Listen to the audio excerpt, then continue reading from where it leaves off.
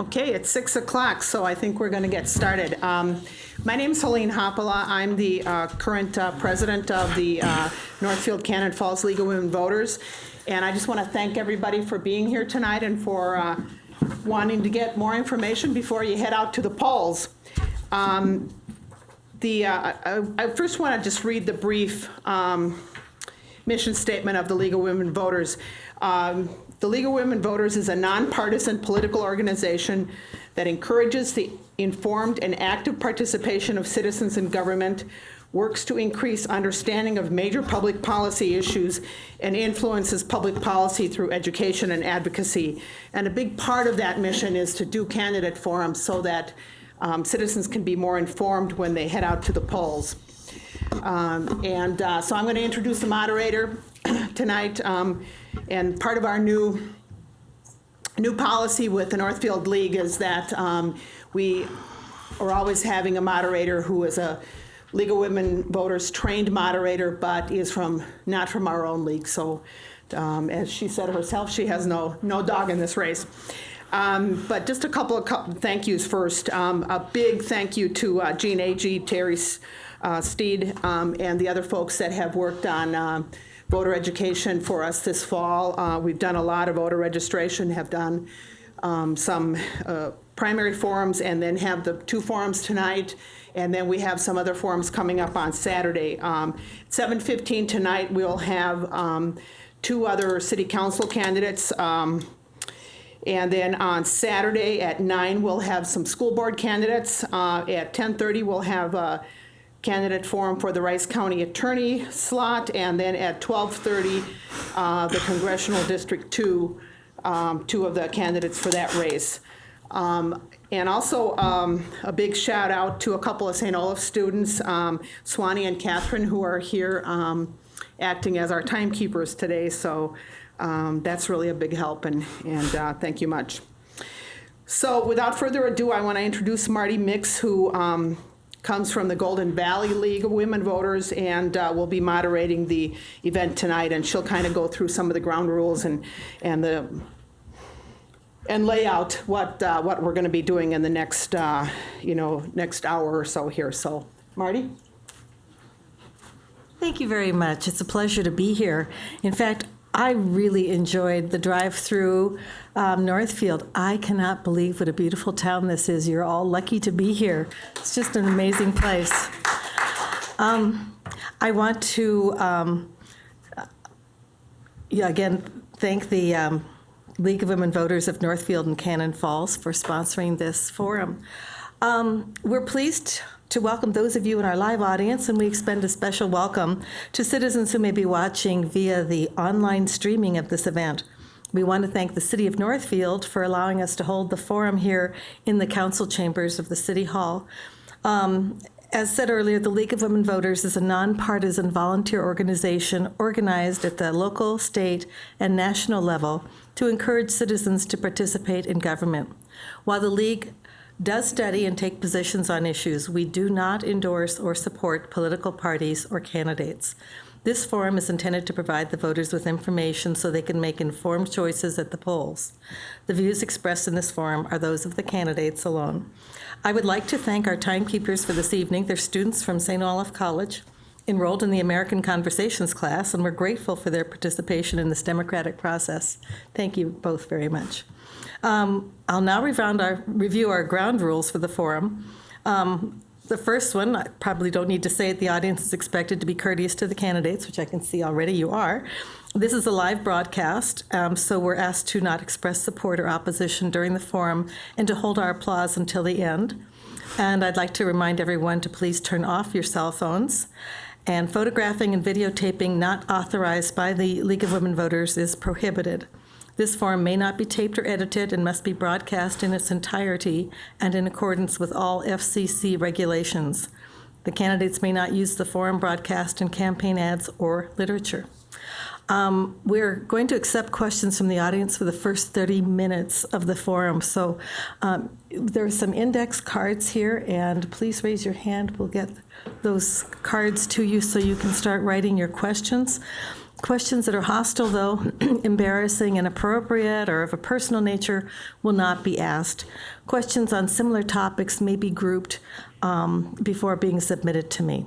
The League of Women Voters will screen the questions to be asked within the constraints of our time frame.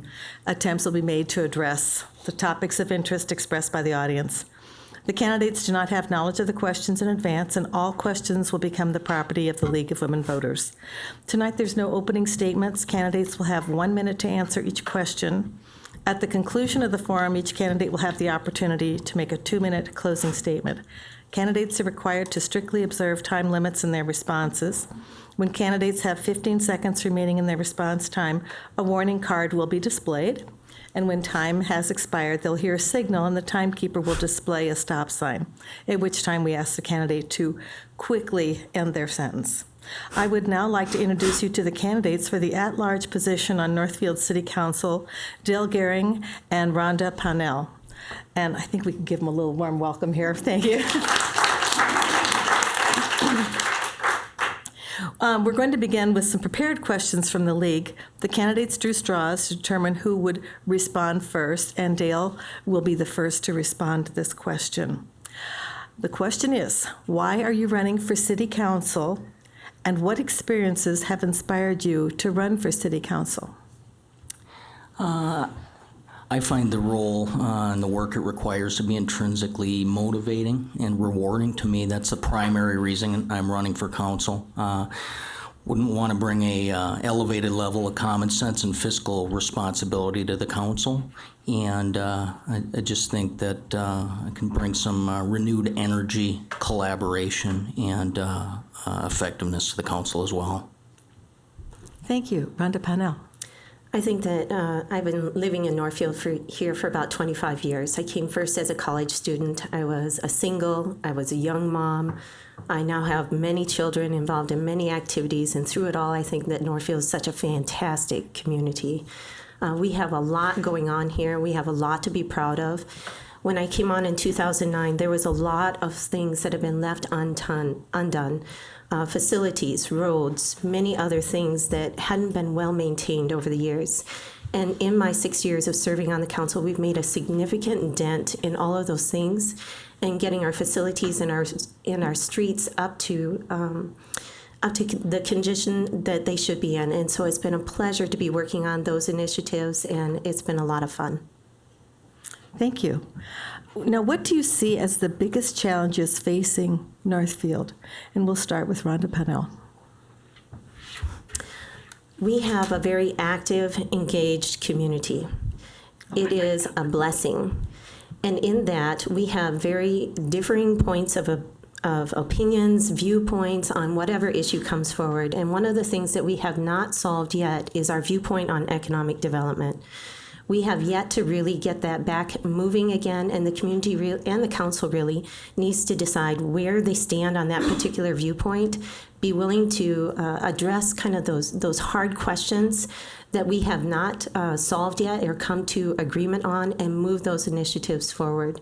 I think that on anything, you have to have a willingness to hear both viewpoints and then bring forth solutions to move those things forward. Thank you very much. Dale Gehring. Some of the biggest challenges we have currently, that's being one of them, which is being worked on by the Planning Commission, is our current land development code. And the reason I bring that up right now is that directly relates to economic development. I'm a big proponent of economic development. It's been a challenge, and I think one of the key roadblocks to economic development is the land development code. So that's a big challenge. When I talk about economic development, I mean about responsible economic development, developing the industrial and commercial tax base around the edges in order to expand our tax base and retain the character of our downtown that we all love. Another challenge is I just think regaining the citizens' trust in the city council, and also bringing back a level of connectedness between the council and the citizens, i.e. the boards and commissions. I think there's some disconnect there. Thank you. The next question, and we'll begin with Dale Gehring. When you look at the city's budget, how do you determine where adjustments can be made? I think that a finance subcommittee's been formed, obviously, to develop some financial policies so we can have more clarity brought forward on that. I think that we need to be responsible and reasonable with what we do. I truly feel if a budget amendment is going to be made, that a supermajority is necessary, and that's something that came up earlier. I think that as long as we're within that state auditor recommended 35 to 50% and have this healthy balance, that we do have some flexibility. I think that our finance director, Melanie Schlom, is doing an outstanding job, and have full faith in her moving forward. Thank you. Rhonda Pownell. I think when we go through the budget every year, I've been through 6 budgets now, serve on state level boards, been through those budgeting processes. I know and understand the budgeting. What I've seen over the years is as you get to know your community better, you can more easily identify those gaps in services that need to be taken care of. One of them is in our street department. Another one is potentially in our police department. We have clearly over the years it's been articulated that drugs and crime go together. And so when the budgeting process came around and we had the police department budget that we were looking at, I articulated that again and asked why when we are down staff in our police department, the first thing that goes is our staff person that sits on the drug task force. And I said, if drugs and crime go together, then we need to make sure that we are fully staffed at our police department. So it's knowing and understanding your community to be able to quickly identify where the gaps are, and having that institutional knowledge helps you to know what to do. Thank you so much. We'll begin our next question with Rhonda. And the question is, given the economic and ethnic diversity of our population, what role can the city play to ensure the inclusion of all Northfield residents in the life of the community? Well, I think that we had a strategic opportunity when we had the cuts in 2009. One of the things that was slated to be cut was our city interpreter. Worked very strategically with the different groups around the community, Growing Up Healthy, St. Dominic's Church, Community Action Center, and others, to bring together that concerned stakeholder group that served that population, to see what we could do to make sure that that population did not get disconnected from our community. And out of that grew the Link Center. And so now we have, and we're funding that as a city at about $20,000 a year. And so we clearly said as a council, that is very important for us to stay engaged and have that trusted relationship with all people in our community. And identifying who those people are, I think, is really important. Making sure that we have multiple languages that can be spoken from our police department is important. Making sure that our streets are well maintained throughout the city, not just in certain parts of the city, is important. Thank you very much. Dale Gehring. I think that it was unfortunate that the Welcome Center was cut back when it was cut, and my opponent voted for that. So that's something that I disagree with. I think we need to open up the dialogue. I think that we need to be more proactive in working with folks such as Reggie at the Main Street Project, and bring the citizens of these groups into the fold more, and just open up the dialogue, but do it now rather than later, and just be simply be more aggressive. Don't just wait for things to develop. Thank you. I just had to make sure my cell phone was off. Many Northfield groups, I'm going to be starting this next question with Dale Gehring. Many Northfield citizen groups have projects that will benefit the community. Some request various forms of assistance from the City Council, including funding. What procedures and criteria would you recommend to the Council for the consideration of these requests? Well, I think the trend lately, and certainly some of the projects that are ongoing right now, such as the library, the skateboard park that our park board is working on, etc., is bringing to light a very, just a wonderful collaboration between private and public funding. I like that discussion. There's definitely a debate how much private funding should be used for these projects. But I like the discussion. I like the things that are happening from a creativity standpoint, and definitely feel that that's the right way to go. So, in fact, just recently, I'm the chairman of the Park and Rec Advisory Board. Recently, we, discussing the skate park here at our meeting, I recommended that we pledge more money for that project to help assist so the burden on the private funds wouldn't be so heavy. Thank you. Rhonda Pownell? Procedures and criteria, right, to on funding projects. Is that what the question was? Yes, let me read it to you again. Many Northfield citizen groups have projects that will benefit the community. Some request various forms of assistance from the City Council, including funding. What procedures and criteria would you recommend to the Council for the consideration of these requests? Well, the first thing I would ask is whether or not, for policy, we ought to be looking at whether or not the project is meeting a need or is meeting a need that's not already been met in our community. Is it something new? Is it promoting safety and the health of our community? Is it an economic driver? Those are some of the things that I would be asking that should be used as criteria in determining whether or not we would fund a particular initiative. I think we have a very active, engaged community, and I don't think that the city should be a stumbling block for our cities moving forward on grassroots initiatives. Thank you. And this question will again start with you, Rhonda. What should be the relationship of the Council and the Economic Development Authority? What should be the focus of the EDA? For example, manufacturing, distribution, technology, or new startup businesses? Well, I think the relationship between the council and the EDA should be strong. I think the council should have that high policy level guidance, but then carrying it out is a responsibility of the EDA. I think they need to work together. They need to have a strong relationship. As far as where you focus your energy, I think you first need to look at the synergies within our existing companies. There are companies that we could bring in here that would make our existing companies even stronger. And so I would definitely start there. Health and medical is one. Technology is another. And we have a 2006 economic development plan. It lists out the targeted industries in there.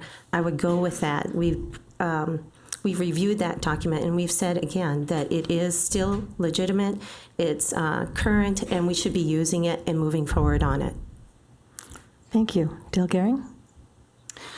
In my time on the EDA, actually, Rhonda and I are both on the EDA, and what I've seen is from my opponent is just a lack of aggressiveness in pursuing some of these projects. Recently, we had an opportunity where a theater company came from Red Wing and had a good, solid business plan. They're successful in a town like Red Wing, and my opponent was questioning their business plan. I think what's more important is we need to focus on how can we help this business come here when they want to come here. So, for instance, they had a gap in their financing, and they asked for some assistance. So, I think that was an opportunity missed. We need to be more aggressive. What kind of risk is this EDA willing to take? I'm uncertain at that, but I think we need to take some good risk, and I think we need a tighter relationship with the City Council. Thank you. This question is kind of a follow-up on what you've already been asked. And this one will start with Dale Gehring. As both the incumbent and the challenger sit on the EDA, can you each tell us of your personal efforts to promote economic development?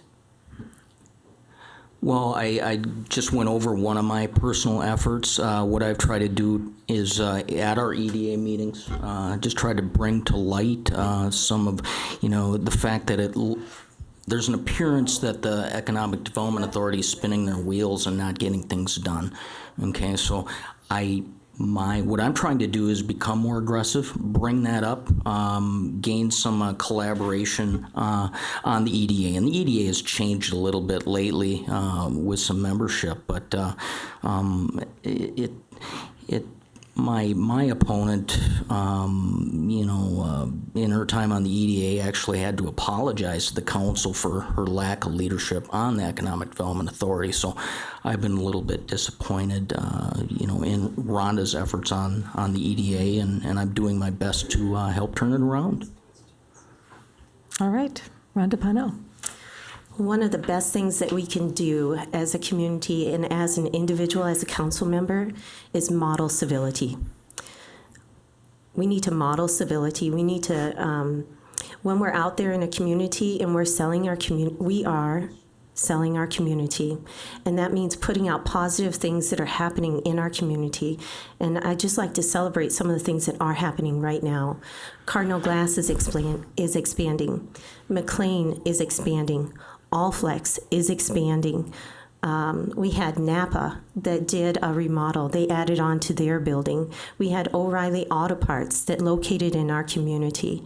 There is a lot of stuff happening, and there's a lot of things to be promoted out there. One of the things that I do on the EDA is I try to work collaboratively with the team on the EDA to think strategically and bring things forward. One of the things that I identified because I've been involved in the process is highlighting that St. Olaf has 60 acres in which that we could potentially partner with them to develop.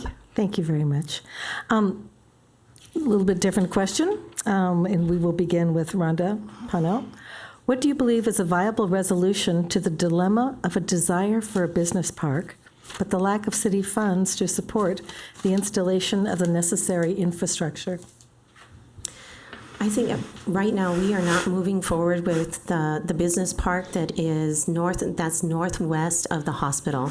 What we are focusing on is our enterprise park process, which is taking advantage of existing land that's already in the city, that already has infrastructure to it, and trying to get that land ready to go or to put forward strategic marketing efforts to get that land developed. That is the best economic development that we can do, and it is the most cost-effective and the most sustainable type growth that we can do is developing the land that's already within our community. The St. Olaf land is another opportunity, and that's a larger chunk of land, and I really hope that we can work strategically with St. Olaf because it's a win-win solution, working with St. Olaf on that. We also need to identify a couple parcels probably that are larger so that our existing businesses that need larger pieces of land to expand onto are available for when they're ready. Thank you very much. Dale Gehring. Yeah, I would generally disagree with Rhonda regarding what she just stated. These parcels that we're mentioning here, we don't have any agreements with the landowners. We don't have anything that resembles any kind of, for lack of a better word, control of the property. And certainly there isn't infrastructure on it, generally speaking. So when a potential suitor comes to town and questions or comes into Michelle and Chris's office and asks about it, we really don't have an answer, okay? So what I think we need to do is work and gain agreements with these landowners so we do know what the acquisition costs would be on these parcels of land. And I just think like we're doing on the Riverview Drive Industrial Park right now, just to look and explore opportunities for acquisition of right-of-way in some of these parcels. All right. And we'll begin this next question with Dale. What obligation does the Sitting Council have to support plans that were adopted by previous councils? For example, the Comprehensive Plan, Economic Development Plan, Streetscape Task Force, Gateway Plan, and others. I just think that as the council changes, certainly need to work together with the other councilors, have an open-minded, balanced approach, and just look what's best for Northfield currently. Sometimes things change. If we need to bring it and modernize some of the plans and so on, definitely would want to do that. But I think it's a moving target. It's always changing. But I think we need to be responsible with the hiring of consultants and how we approach those issues. All right, Rhonda Pownell. Thank you. The plans and the documents of the city are the guiding documents of the city. And until the council would choose to change those are what should be guiding our direction moving forward. Those plans and documents were developed through significant time, effort, and citizen participation. To just change them on a whim is irresponsible, I think. You've got to have a lot of citizen engagement and involvement. If you're going to be changing those plans, you've got to stand on the work that has been done. And if you want to change them, then there needs to be, that change would need to be made. Thank you. And the next question will be for Rhonda Pownell. Regarding the recent tax levy, what is your opinion about this? Given our current financial state, would you vote for the maximum if that decision was required today? If not, then what rate would you support? Would I vote for the maximum tax levy increase? Is that what you're saying? Yeah.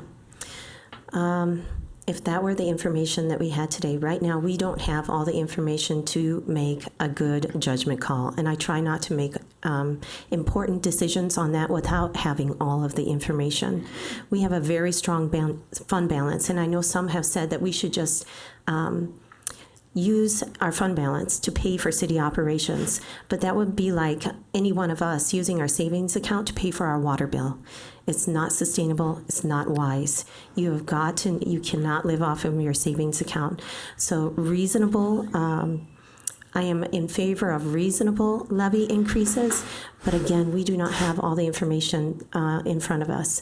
We have a sales tax exemption. We still do not know how much we're saving a year from that. That may affect the levy and things like that. So I guess I would go for a medium. I can't vote for the ultimate high, but again, we don't have all the information. Thank you. Dale Gehring. I clearly disagree with Rhonda. I do want to point out that Rhonda voted for the preliminary tax levy increase at 2.8%. I disagree with that. I think it should remain flat, basically because of the healthy balance that we have in our city's general fund right now. Like I said earlier, the state auditor recommends 35 to 50%. And we definitely have more than that right now. So, I've heard, Rhonda say that we're just squeaking by at city council meetings, and I just don't see it that way. We're in a great position, very healthy fund balance right now, and I just firmly believe we should only tax our citizens when we need to. All right. Next question, we'll begin with Dale Gehring. What is the key to civil discourse on the council? I just think that, part of the responsibility of being a city councilor is to be open-minded, have a level approach, and be able to collaborate with each other, and focus on the common ground, not just the differences. I think the current council right now, I think too often, individuals focus on the differences, and that gets it off track. The meetings currently take too long. Process takes too long, and it's frustrating. So I just think there needs to be a willingness and a responsibility, and each counselor needs to take accountability to follow those guidelines I just mentioned. Thank you. Rhonda Pownell. Well, one of the things that I have tried to encourage the council to do is to adopt a code of conduct or a values statement, which puts a level playing field on how we conduct ourselves in and out of the council chambers, because I think it matters both in and out of the council chambers. I've championed the civility issue at the state level, served on a civility task force, and there are now resources available to all Minnesota cities located on the League of Minnesota Cities website. Resources for communities where their council and staff there's infighting, how to deal with particular situations when a project comes forward and it's creating a lot of discord in your community. I've given presentations at the state level on civility, and at home here, I model it. And when I go out there and I'm talking to people about who Dale Gehring is, door to door, I tell them he serves on our Economic Development Authority, he serves on our Park Board, and he obviously cares enough to be involved in our community. Thank you very much. This next question will begin with Rhonda Pownell. Are you concerned about burnout as top-level positions are combined, for example, library and iTech service? I think so, yes. That is a new, when we were downsizing, we were making, the reason we have a really strong fund balance is because the council chose to make some cuts and to rearrange staff so that we could function more efficiently. And so we've diligently saved. In doing that, we combined some positions. Anytime you have a restructuring, there's a time to review it and look at whether or not it's functioning well or not. And if adjustments need to be made, then adjustments need to be made. But we need to make sure that we are making those adjustments with the factual information so that we can move forward in a strategic manner. And not knee-jerk type reaction to things. So I really appreciate our librarian, Teresa Jensen. She's done a great job combining those two roles, both IT and the library, and I really appreciate her service to our community. Thank you. Dale Gehring. I am concerned, but the reality in today's business world is lean is the way it is currently. My company, Fortune 100 company that I work for, we went through a lean process here about 5 years ago. So it's a trend that's happening, and it's the reality of what is needed with tight budgets and with the recession. So here we are. I think a mistake was made at first when then Library Director Lynn Young was given the park board and the library. Those didn't seem to be a natural fit, and I certainly felt for Lynn as that was a challenge. But I think library and IT services go more naturally together, and I think it's workable. And I have all the confidence in Teresa to handle those jobs. Thank you. And the next question, we'll start with Dale Gehring. The effort spent on the Tiger Trail has not had a tangible result. How can the council be more effective? Well, the Tiger Trail, I'm disappointed. I supported the project at first, as it was first conceived, with all the things that it was going to bring at that price. But as it unfolded, the process, the council, they could have improved. They needed to be more inclusive, have more citizen involvement, open houses, public meetings, etc. Things like that did not happen. And as the project unfolded, it just became pretty clear that we weren't going to get enough in return for the unconceivable amount of taxpayer money that we were going to spend, because the project kept shrinking versus what we were originally told. So I think that there was a lack of a public awareness, and I think that the council did a poor job from that standpoint. Thank you. Rhonda Pownell. How can the council be more effective? Yes. I think that the council did a great job. They struggled through a really difficult decision that divided the council. It is a process that lasted through two councils. Two city administrators, and when anything like that happens, there's sometimes can be some disconnect.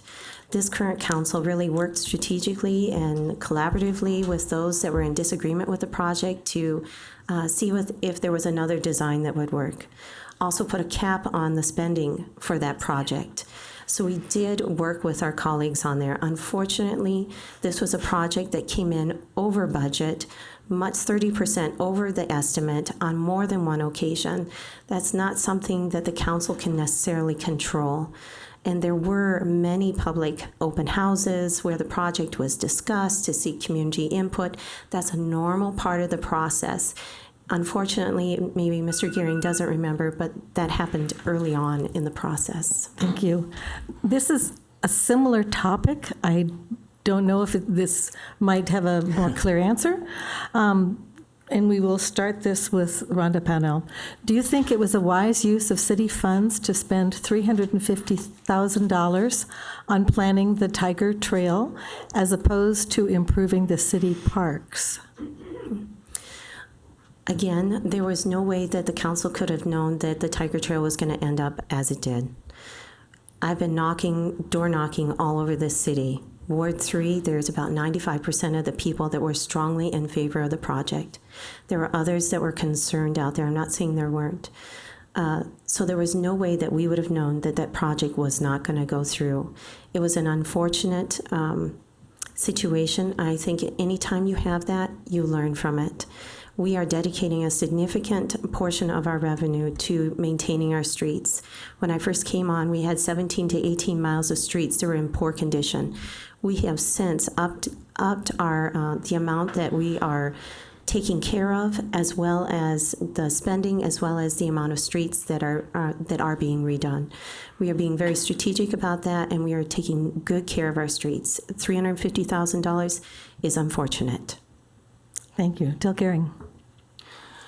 Rhonda just said that there was no way that they would know, but as the project unfolded, the majority on the council kept pursuing it, which kept costing more money and more money and more money. I think that $354,000 was a waste of money. As the park board chairman, I would like to, think what could we have done on the park board with that money from a connectivity standpoint of our existing city trails, which we talk about at our park board, and to just put it in context, $354,000, we haven't spent that on our parks in over a decade in a cumulative amount. So that really puts it in perspective. So I am very disappointed. Thank you. The next question. If there was a need for a tax levy increase and it did not pass, what would you cut in the city budget? And this goes for Dale Gehring. Yeah, I currently, and I'll put my park board chairman hat back on again, while we appreciate the bump in the amount of levy that we're receiving, based on our past history over the past several years, I think we could handle having a lower amount there. So I would, take some out of that one there. And then I would, I think I'd keep the EDA levy flat. That would be another area. I think HRA is much too important. They do a very good job, so I would leave that one alone. But those are a couple areas I would approach just based on my knowledge and my involvement. Thank you. Rhonda Pownell. I would ask the staff to bring back to the council some things, some areas that they felt like we could cut that wouldn't damage city services. Maintaining city services is a really important function of city government. People expect you to be here. They expect you to take good care of their roads. And so I would ask for that direction, for information to come back from staff.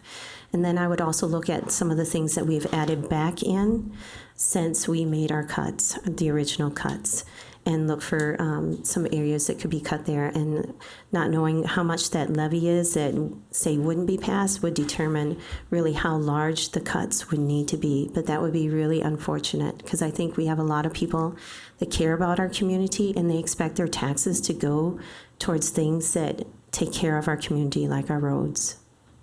Thank you. And the next question, we start with Rhonda Pownell. The council previously had liaisons to various city committees and commissions. Do you think that policy should be reinstated? Why or why not? That's been through several renditions since I've been on council. We had liaisons when I first started. I thought that was really important because it gave you that personal touch with what was happening out there in the community with the boards and commissions. We have a lot of people that volunteer their time. We ought to know what they're working on and be forming good, solid relationships with those boards and commissions. We have since cut the liaisons, and because I didn't agree with that, I made that known. And so I've taken the initiative to attend multiple board and commission meetings on my own. I go to the Mayor's Task Force for Youth, Drug, and Alcohol Use on a regular basis. I attend Planning Commission meetings. I attend library board meetings. And so I've really tried to, even though the council does not want to do that, I've really tried to go above and beyond and be out there and be with the people that are trying to make a difference in our community. Thank you. Dale Gehring. Yeah, what I would say to Rhonda is if you truly feel that way, you should be more of a champion on the council to reinstate these liaisons. I mean, I see firsthand on the two boards and commissions that I'm on the clear disconnect and silo effect between the city council currently and our boards and commissions. For instance, talking about the renovation of Bridge Square, that's a city park. The park board, we were not approached about that. The regional park piece that is being talked about right now, we weren't approached on the park board about that. The refinancing of the remaining portion of the EDA pool bonds, they did not come, the city council did not come to us on the EDA and talk to us about that first either. So that disconnect is disheartening for the citizens that are on these boards and commissions. And too important, we need to reinstate the liaisons. All right, thank you. And the next question will begin with Dale Gehring. What books have you read that have influenced or inspired your thoughts about community or the governance of the city? I think that I've read the book Good to Great on business. I'm more of a businessman. And I apply business principles to my approach to city government, because certainly the role requires management type individuals, and I feel that's important. So just business books like that, and that's, I think, my experience, my lengthy experience in business, managing people and budgets. That's what I'm focused on. That's what I can bring to City Hall. All right, thank you. Rhonda Pownell. Well, I've read just a little bit of this one. It's called Road to Relevance. And there's another one. There's a partner book that goes with that one. It's been very inspiring to see what's happening out there in the business world on how you function and where things are headed. I've also read, I think it's called Love Your City by Peter Kajigama. Sorry, I'm going to mess that one up. But it really talked about having fun in your city. And you can take care of police, fire, streets, sewer, and water, all the basics, but you'll have a community that's lifeless, has just the basics covered. I think it should be police, fire, streets, sewer, water, and fun. When you put that all together, then you've got a community. Just taking care of the basics alone is not good. Just having fun is not good. You've got to have them all together, and that has definitely had an influence on how I see our city and how I want to see our city develop. Thank you very much. All right, and we do have another couple of questions. In public life, who is your role model? And this is for me. Yes, sorry. Public life, who is my role model? I guess I wouldn't say that I have anybody currently, but our family loves history. And so some of the ones that I love, our family has been really inspired by, are Abraham Lincoln, Mother Teresa, Martin Luther King Jr. Some of those people that have been out there and really put their lives on the line to serve others and have stood for things that sometimes have been really unpopular. And they've done it in such a strategic way that it has changed our country. Harriet Tubman is another one. I love reading about inspirational figures in history because I think there's a lot that we can learn from them. And so I guess that's what I would say for that. Thank you. Dale Gehring. Yeah, from a local standpoint, I look at some of my friends and so on that have been on the city council prior. I look at key stakeholders in this community, and I really look at it through a lens of Northfield. You know, a current role model of mine, someone I follow and look up to, and I think is doing an outstanding job, is Mayor Graham right now. I think that the current council dynamic is a difficult thing to navigate, and I think he's doing a great job. So just key stakeholders here in Northfield, people that have been here a lot longer than me. I really listen to those folks and look up to them, quite frankly. Thank you. We'll begin the next question with Dale Gehring. Do you agree that there is a need for improving pedestrian and bicycle crossings? And what are your thoughts on moving forward with solutions? Yeah, I do think there is a need. There had another part to it. Oh, sure. We might give him a minute and a half. We'll see. What are your current thoughts on improving pedestrian and bicycle crossings of Highway 3?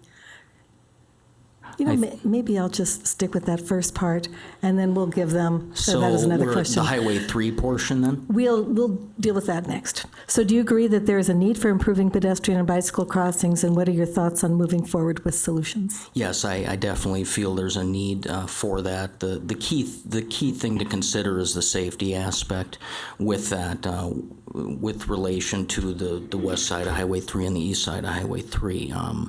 Currently, the city's looking at a solution at 3rd Street, which is a pilot program with an island there and some LED lighting. I think that's a good common sense, reasonably inexpensive approach to that. I think that we definitely need to work for further solutions to that. And I would go back to what I always talk about on the park board is connectivity of our current city trails. We have an outstanding network of trails already. Let's just make it better. All right, thank you. Rhonda Pownell. We have a community that has Highway 3, Highway 19, Highway 246. We've got a railroad and we've got a river that all separate our community. And I know from being out there door knocking that people don't feel safe crossing our major roads like that. Maybe some of us that are able-bodied and have no mobility issues, we're fine. But we're looking at our younger people. We're looking at people that are in motorized wheelchairs. We're looking at people that have to use a cane, or mothers with multiple children and strollers. I mean, it's a lot sometimes to get across those roads. And I think we need to work strategically with MnDOT and pull out all the stakes on some creative solutions on how to bring forth initiatives and help us get across those roads. Thank you. Now we'll get to that more detailed question. What are your current thoughts, and we'll be starting with Rhonda. What are your current thoughts on improving pedestrian and bicycle crossings of Highway 3? That is a good question. We had a multimodal study that was done, and as you saw, we tried to move forward the Tiger Trail project. That was supposed to be the least expensive option. Did not turn out to be so. That being said, I think we need to go back to the drawing board, and again, I'll say just look at all the different options. We are moving forward, as Dale mentioned, with some changes to the 3rd Street intersection, 3rd Street and Highway 3 intersection, and that was done in collaboration with MnDOT. I know different people out in the community from the Planning Commission and the Roundtable met with MnDOT representatives, and through that process identified some really creative ways that intersection could be dealt with. That's collaborative governance, and I'd like to see more of that. Thank you. Dale Gehring. Yeah, I think that certainly, like I said just a minute ago, I think that's a great one. What we're doing at 3rd Street, I think we need to look all the way up and down the corridor. We have, there's possibility of multiple solutions here. Maybe up at Fremont, maybe down on the southern part of town as well. But just come in with an open mind and go back to the drawing board. But to chase a grant or hire consultants without a solid plan would not be the way to go. Thank you. And then our next question will begin with Dale Gehring. If you are elected, what is the one thing you would want to accomplish as a city council member of Northfield? Something right now that is really, really big that I really am passionate about is the new Meadows Park project. I would like to see that get a good start and come to fruition. That's one of the key things that I'm involved in, clearly as the chairman of the park board right now, and something that I foresee, being able to move forward in that time frame of 4 years. Rhonda Pownell. That's a hard one because there's so many things out there that we're currently working on. Your top one. I would say a new one that I'd like to see move forward is the ice arena. It has the strategic impact of increasing our heads on beds tax. So it has multiple ripple effects through our community. We have many teams that practice outside our community, so they're using other ice arenas around us. So we're sending our young people outside our city to practice late at night. We have young people that are practicing at 10 p.m. at night when they should be at home in bed getting their rest, so they're ready for school the next day. It's a strategic move. It may not, it may be revenue neutral possibly for the city, but it has ripple effects for our business community and for our heads on beds tax, which will allow us to then market our community in a greater way. Things like that I really love because they're strategic. Thank you. Now, you've had a lot of questions tonight. I'm going to ask you one, and the question is this. Is there a question that you wish you had been asked tonight, and why? And we'll begin with Rhonda Pownell. Is there a question that I wish I would have been asked? I don't know if there is. I mean, in answering the different questions, I've talked a little bit about what I've done at the state level with the Civility Task Force. One thing that I didn't identify is local government aid. When we came on in 2000, can I get into that? Can I just talk? You got your minute. Okay. 2009, we were faced with local government aid cuts. The state level board that I'm serving on made it one of their strategic priorities to work on that issue, and they succeeded. And that was given, that policy level direction was given from the League of Minnesota Cities Board, which I am now a vice president of. When that happened, the local government aid formula was redone, and that brought in an extra $500,000 to our city that now we were able to add back in some staff that we had to cut. So I am a solution-minded person. I look for things to help our city and at both the local level and the state level. Thank you. Dale Gehring. Yeah, something I wish that would have been asked of both of us really is, what have you done for the city of Northfield? You know, what have you done from a grassroots standpoint? What have you done at the street level, for lack of a better word? And, you know, I just, you know, that would have given me an opportunity to make it clear that I'm focused on Northfield. I'm not concerned per se. We're more concerned about the League of Minnesota Cities. I'm focused on Northfield. So that's something that I was hoping would be asked. All right. Well, now it is time for closing statements. And you each have 2 minutes. And we will begin. We drew straws for this. Dale Gehring drew the straw for speaking first for the closing statement. Thank you. I would first like to thank you, Marty, and the League of Women Voters for graciously hosting this forum this evening and providing this opportunity for citizens to get to know me a little bit as a person and where I stand on some of the challenges our community has. I would say to all of you here and everyone watching at home that this is time for a change in the guard, if you will. I will bring an increased level of common sense and fiscal responsibility to the City Council. I am a current member of the Economic Development Authority and the current chairman of the Park and Recreation Advisory Board, which shows I'm a trusted leader. The role of a city councilor is for doers and management types, of which I am both. My lengthy experience managing people and budgets for a Fortune 100 company will benefit City Hall. My sense is that you will better like the energy, personality, and effectiveness of the council with me on it instead of my opponent. At this time, I humbly ask for your support and your vote on Tuesday, November 4th. Thank you. Thank you. Rhonda Pownell. I would agree. It's really fun to see so many of you that took the time to come out here tonight. So I first of all just want to say thank you. And thank you to all those that will be watching this, because I know that it'll be made available so people can watch it in the comfort of their homes. So thank you for that. I would say from working with the Mayor's Task Force on the youth drug and alcohol use to doing the necessary work and background research on a potential Rice County drug court, which is now in operation, to implementing a citywide loan program for our businesses, to championing infrastructure. We had 17 to 18 miles of roads in poor condition.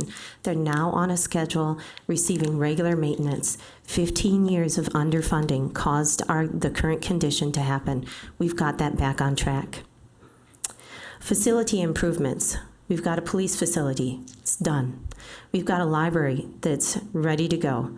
We've got this city hall here that's been renovated. Some of those projects have been waiting for many, many years, and there's been a lot of discord over those projects. They're now, some of them done and on their way. To being named the second vice president of the League of Minnesota Cities, as I said, that has an impact on us here locally.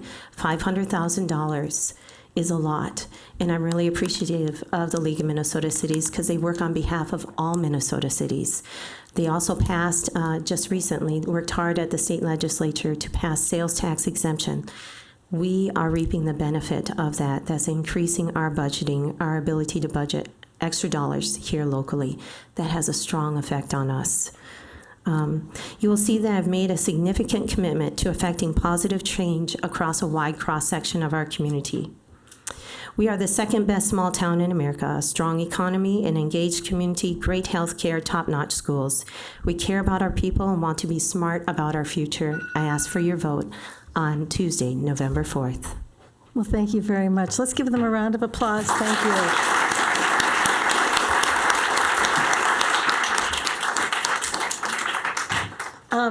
Now we are going to have an intermission until 7:15 when we have the